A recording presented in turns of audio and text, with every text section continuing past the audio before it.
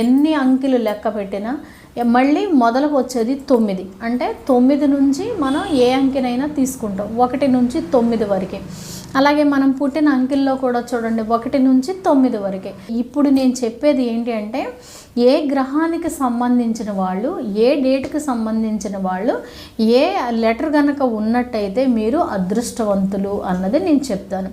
అయితే ఎలాగానంటే ఇప్పుడు చూడండి 1 నుంచి 9 వరకులో 8వ తారీఖు, 17వ తారీఖు, 26వ తారీఖు ఈ అంకెల్లో పుట్టిన వాళ్ళు శనీశ్వరుడికి సంబంధించిన వాళ్ళు. చాలా చక్కటి అంకె అండి. కాకపోతే కొంచెం బద్ధకం ఎక్కువ ఉంటుంది అనుకోండి. ఏదైనా వీళ్ళ కాళ్ళ దగ్గరికి రావాలి, చేద్దాంలే చూద్దాంలే అని అనుకుంటారు. కానీ చాలా చాలా చాలా తెలివితేటలే కాదు, చాలా సూక్ష్మ బుద్ధి ఉంటుందండి. ప్రతి విషయాన్ని కూడా చక్కగా గ్రహింపు, అంటే ఇది ఇలా చేస్తే మంచిది, అది అలా చేస్తే మంచిది అనేసి ఎక్కువ